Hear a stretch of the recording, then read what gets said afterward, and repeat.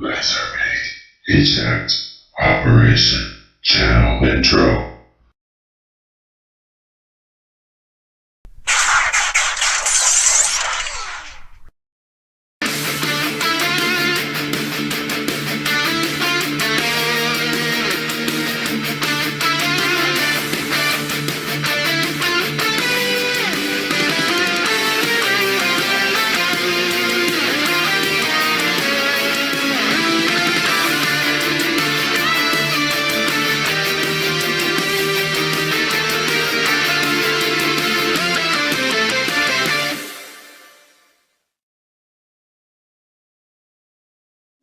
Hello fellow YouTubers, LavyWC Stop Motioner here, and here we have Transformers Studio Series number 10, Autobot Jazz.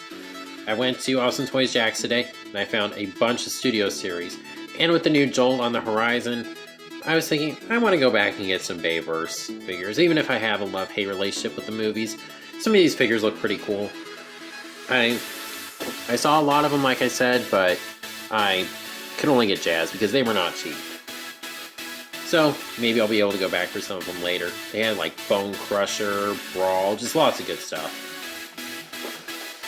So on the side of the box, got that really nice artwork that makes me feel bad about throwing these boxes away. It's not in pristine condition though, it's a little banged up. Big screen inspired scale detail backdrop. Here we got the cross sales for Lockdown, Bumblebee, and Stinger. And not really planning on getting those. I don't know. Transformers in 19 Steps, Mission City Battle, Autobot Jazz brings all he's got to defeat the Decepticons. Or at least half of what he's got. Sorry.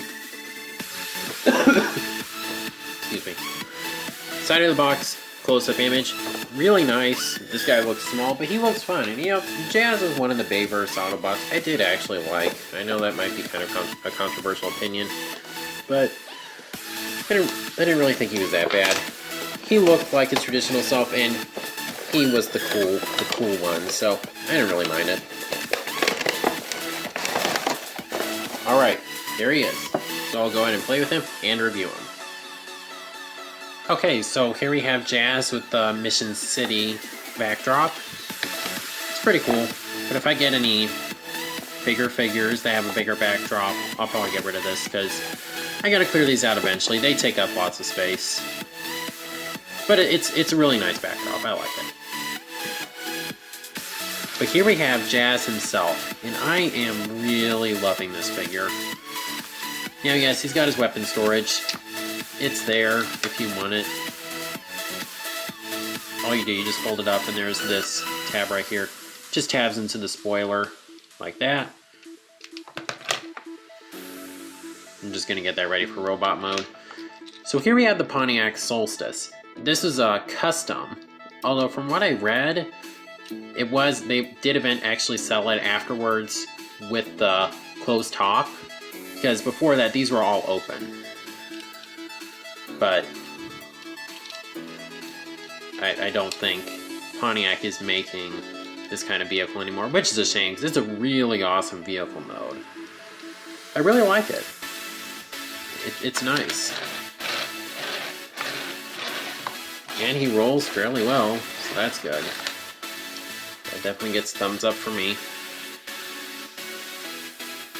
Overall, I really don't have anything to complain about with this vehicle mode.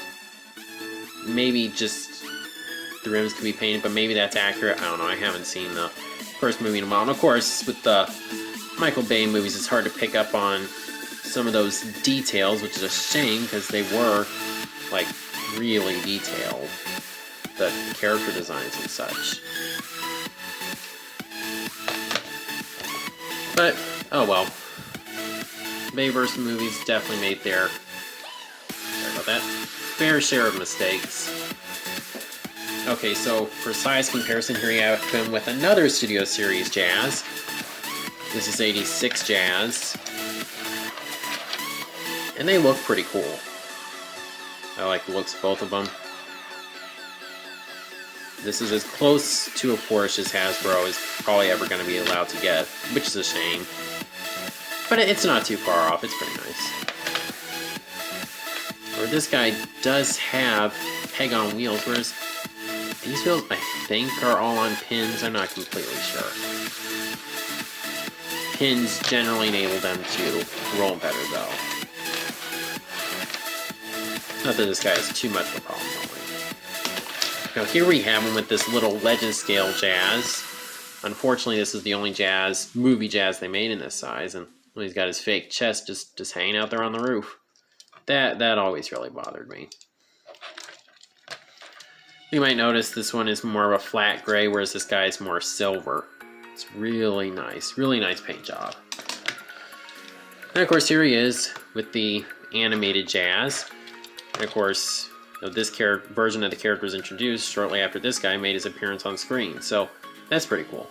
They did actually release a version of this guy with movie colors. I'm not interested in that though. It didn't happen in the show. But either way, that's pretty cool.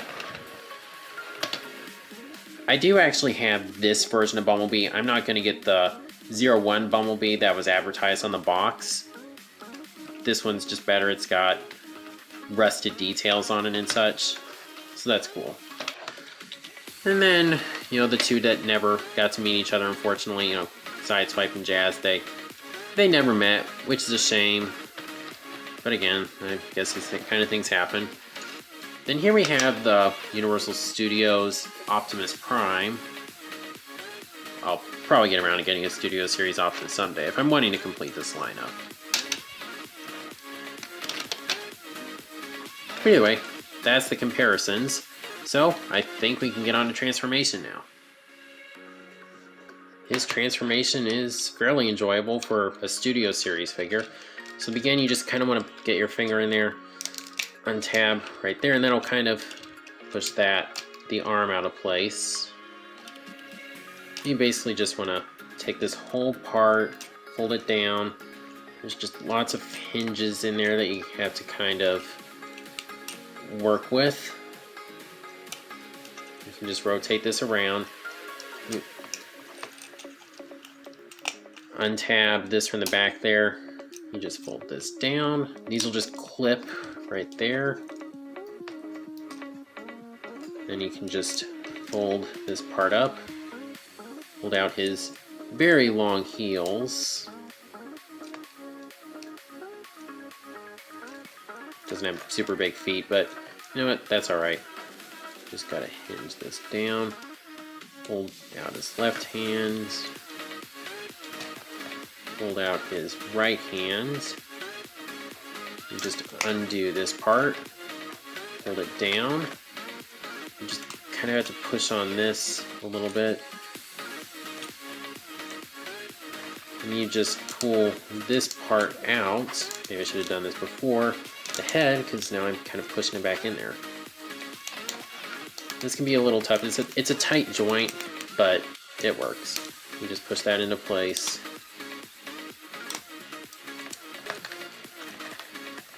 And there you have a movie Jazz from the Studio Series line. Okay guys, so I had to switch over to my iPod because for some reason my phone is just convinced it's running low on storage space. I don't know what's going on with it. I'll have to get that looked at later. But either way, here we have Jazz looking really awesome in his robot mode. All in all, I just have 3 little nitpicks at this guy. And the third one is very nitpicky. First nitpick, the spoiler is down here. It should be up here. Second nitpick, the headlights should be on the forearms, but they're on the shoulders. Third, very, very picky nitpick, I wish he could split it in half. But maybe I'll just look at it like, Jazz, he won't die. Like I said, he was one of the few recognizable characters just in design and personality. And it's almost like Michael Bay was like, oh, well, we can't have that then. Can't have anyone recognizable. If you want to give him some weaponry, there is a peg right here. You can attach it to his left hand, but what I like to do, just to kind of give it that transformed look, I like to fold the hand out like this, and you see that exposes a peg. Then there's a port right here that you can just peg it onto. and he's fairly posable. The head is, you have to kind of maneuver the head a little bit, but you're not really going to have any issues getting him into good poses. He's got good heel support, so that should not pose a problem.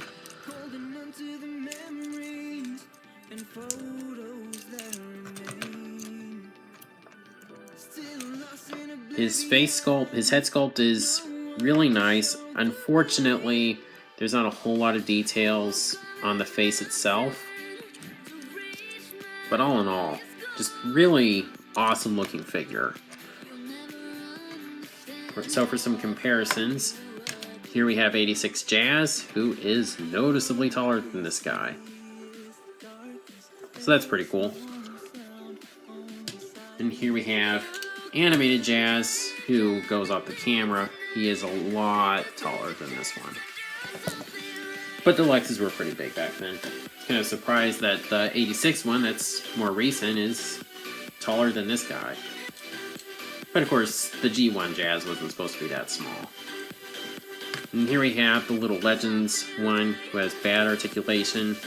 About the only thing that maybe this one does better is just the spoiler on the back. You can either do it like that, or like this.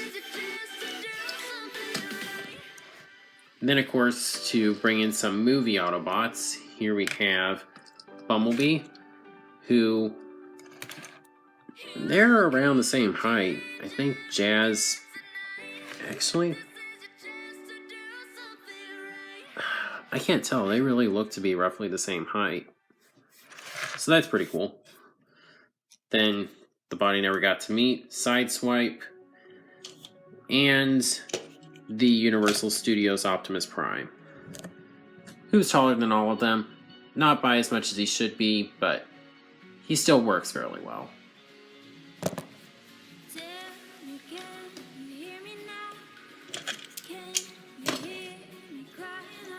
Show how small he is. Here he is with another very small Studio Series figure, and I think he's barely taller with these things on his head.